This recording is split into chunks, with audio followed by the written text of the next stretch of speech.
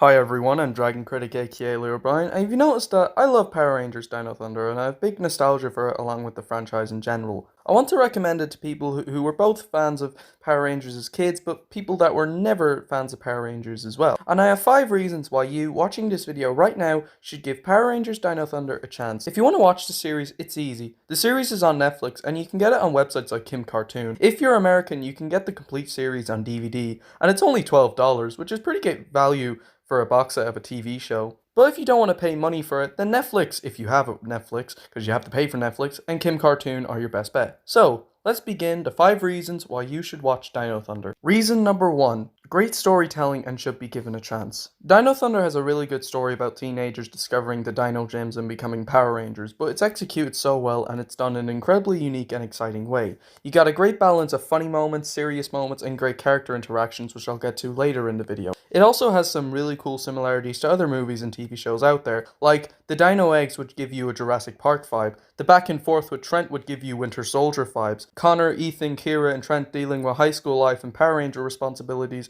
is a lot like Peter Parker in Spider-Man, and Mr. Cormier would be a similar character to J. Jonah Jameson from the Sam Raimi Spider-Man trilogy, as they're both the boss of their TV news companies. Mesogog's plan to rule the world is very similar to Drago Bloodfist's in How to Train Your Dragon 2. And a while ago I was talking with a friend from the How to Train Your Dragon fandom, and she told me the only Power Rangers series she saw was Samurai. And when I did rewatch Samurai again a while ago, I then mentioned it having bad dialogue, and she said, but all Power Rangers series and series made for young audience have bad dialogue. I'm sorry, but just because a show is made for a younger audience doesn't mean it can have bad dialogue. And just because you think one Power Ranger series has bad dialogue, that doesn't mean all of them do. Now I know some people may go, I don't want to give Dino Thunder a chance because I've already seen a Power Ranger series and it was terrible. That's okay if you saw one and didn't like it, but that doesn't mean you've seen them all. You should go in with an open mindset, giving one of them a chance and forming your own opinion. And while you may think the show is strictly for kids, then that's okay. And it's okay if you lost interest or grew out of the show, then that's okay too. You could watch it again for nostalgic purposes like I did, but please, don't think that all Power Ranger series are bad just because you may have seen one and not liked it. Reason 2. Action. Now, Power Rangers is obviously known for its action. If you are a fan of action, then you'll get a lot of action-packed fight scenes in Dino Thunder, and you even get some cool lines too. Why do we have to fight at all? We're both Rangers! You're good, I'm evil. It's a pretty simple concept. And you get some amazing shots with Trent, Connor, and Tommy. There's a lot of fight scenes in Dino Thunder, and if you're a fan of action, then you should definitely give it a watch. It's got a lot of fight scenes. Connor versus Trent.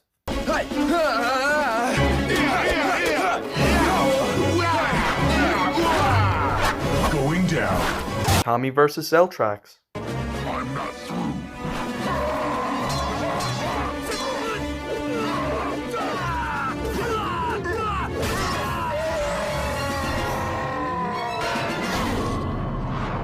Mesogog versus Lothor.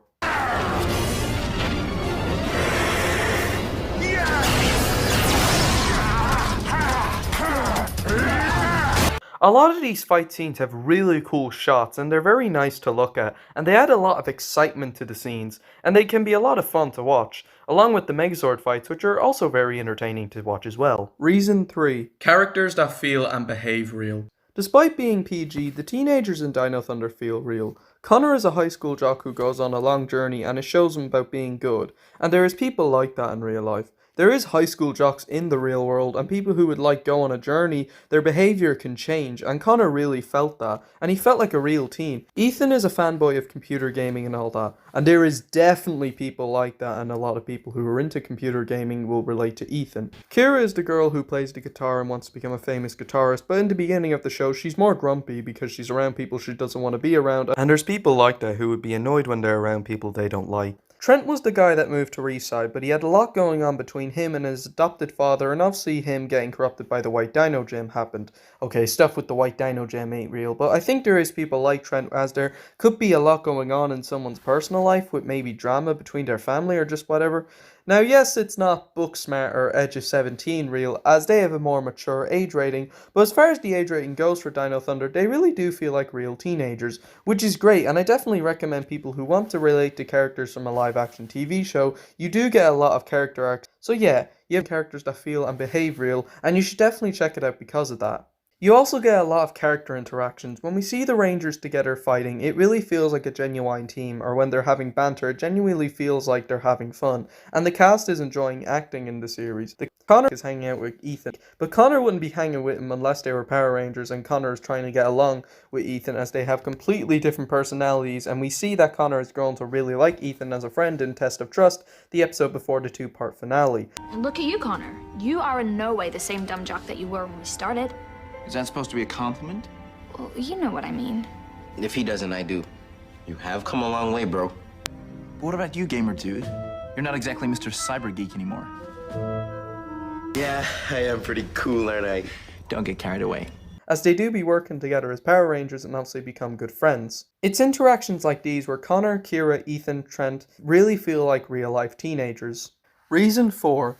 An introduction to the franchise for newcomers and some nostalgia for old fans. Yes, you may not have any interest in the Power Rangers franchise, however, one of the first few episodes of the show is called Legacy of Power, and it's the 500th episode of Power Rangers in general, and it's about Connor, Kira, and Ethan learning about Ranger history, and they learn about all the Power Rangers before them, and it suits the series so well as we have Tommy, a legendary Ranger, teaching these new Rangers to become Rangers, and them learning about the previous team really fits as it's good for newcomers to have some knowledge of the franchise, and it's pretty good for old fans. So yeah, if you have no experience with Power Rangers and if you're giving Dino Thunder an open chance, then Legacy of Power will definitely give you a lot of knowledge of the franchise.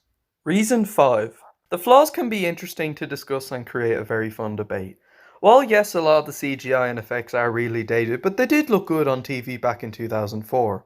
But I think this can create a really fun debate, as Marcus Digital said in his review for Dino Thunder that the finale wasn't grand enough and the ending just didn't feel all that conclusive. But I disagree with that strongly. But I do respect his opinion. But I think that can make a fun debate. For example, you may think Celtrax's character arc makes sense, but I just didn't, and it can be a fun to debate. You may even think that Trent didn't have a great character arc, but I did, and once again, it can make for a fun debate and an interesting discussion. The show does have its flaws, but they can be interesting to talk about and they can create a very fun debate. I mean, you may think Mesogog wasn't all that good of a villain, but I thought he was absolutely fantastic. So those are my 5 reasons as to why you should check out Power Rangers Dino Thunder, and I hope that I've convinced you to give the series an open chance. I also recommend it to people like the Joes Plus, Lambo Rock Strikes Back, Super Jordan Reviews, Indominus Rex 01, Inside Out Fan 2001, and Furry Oddity. It's a fantastic series and definitely worth the watch. I would also like to give a huge special thank you to Animated Realm, Marcus Digital, and Ironbat1993 who helped me on the video, and I couldn't be more grateful for your help, and I thank you very much. Thank you guys so much for watching, take care guys, and skadoosh.